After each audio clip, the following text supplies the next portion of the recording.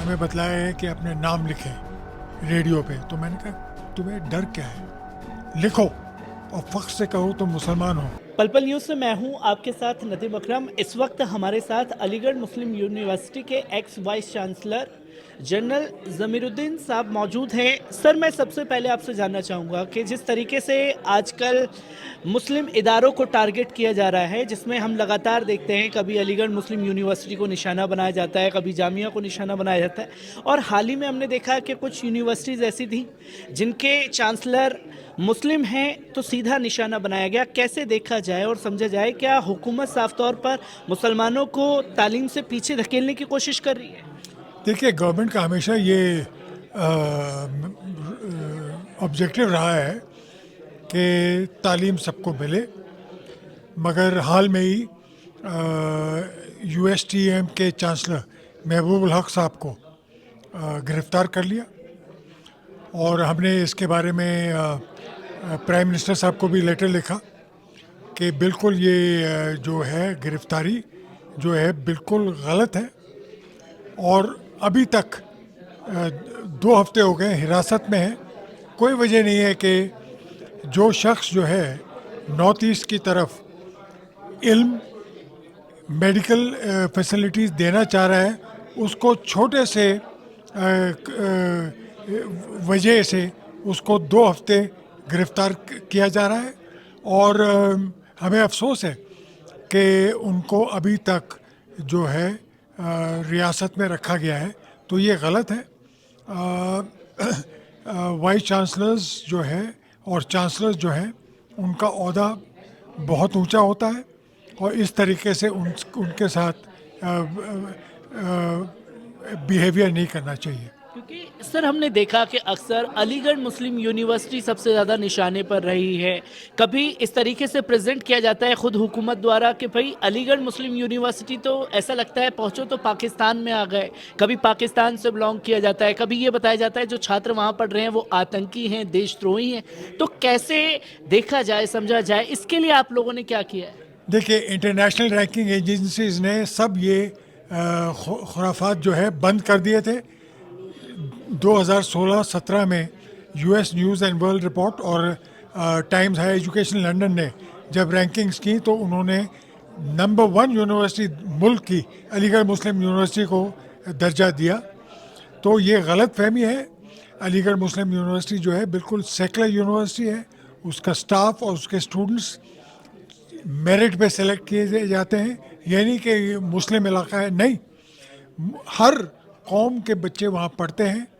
वहाँ का औरतों का परसेंटेज बाकी यूनिवर्सिटी से ज़्यादा है, तो कोई वजह नहीं है कि उनको टारगेट किया जाए। हाँ, हमेशा मैं एचआरडी मिनिस्टर से यही कहता था कि हमारी यूनिवर्सिटी जो है अलीगढ़ मुस्लिम यूनिवर्सिटी, उसका जो उसकी तादाद जो है और जो उसका इलाका है वो बनारस हिंदू यूनिवर्सिटी के बराबर है, तो जो ग्रांट्स है हमारी आधी क्यों मिलती हैं?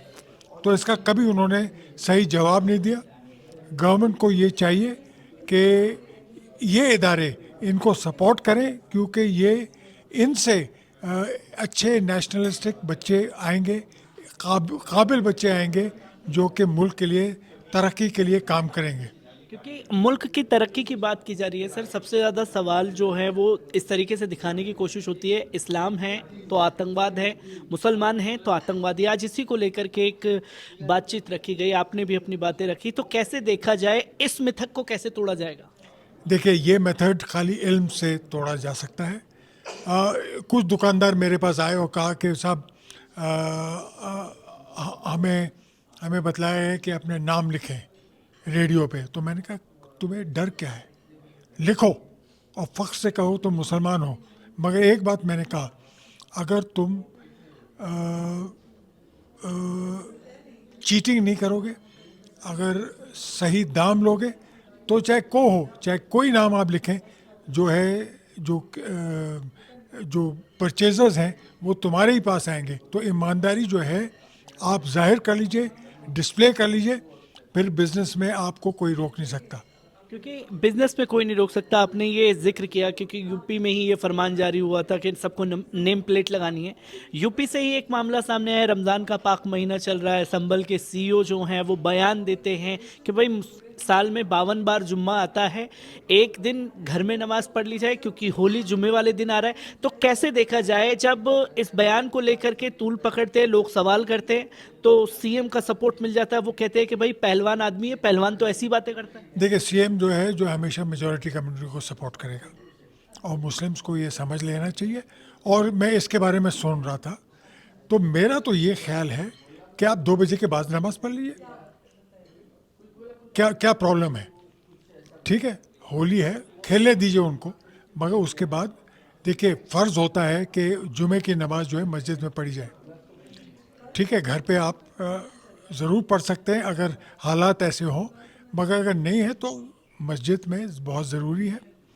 तो अगर होली खेल रहे हैं, खेलने दीजिए, आप उसमें मत यानी फ़साद क्यों लेते हैं? 2 बजे के बाद नमाज़ पढ़ लीजिए, मेरी तो ये राय है। क्योंकि ये तो राय सामने आई सर, क्योंकि हमने देखा कि आपकी एक किताब भी आई है सरकारी मुसलमान। कैसे देखा जाए जो मौजूदा दौर में तस्वीरें सामने आ रही हैं, कुछ हम बात करते हैं, कुछ सरकारी इदारों में जाकर के मिल जाते हैं, तो कैसे इस चीज़ को समझा जाए?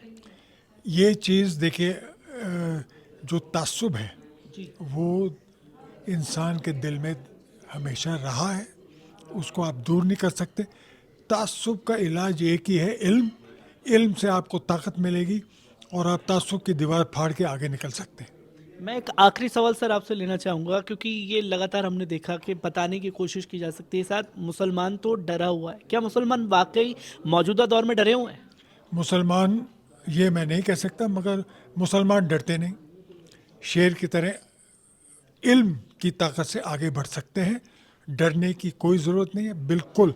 अगर आप डर जाहिर करेंगे तो जो आपके मुखालफत कर रहा है वो और शेर बन जाएगा। तो मेरी बस यही एडवाइस है मुसलमानों को, डरो मत, खौफ जाहिर मत करो, तगड़े रहो और एक साथ रहो।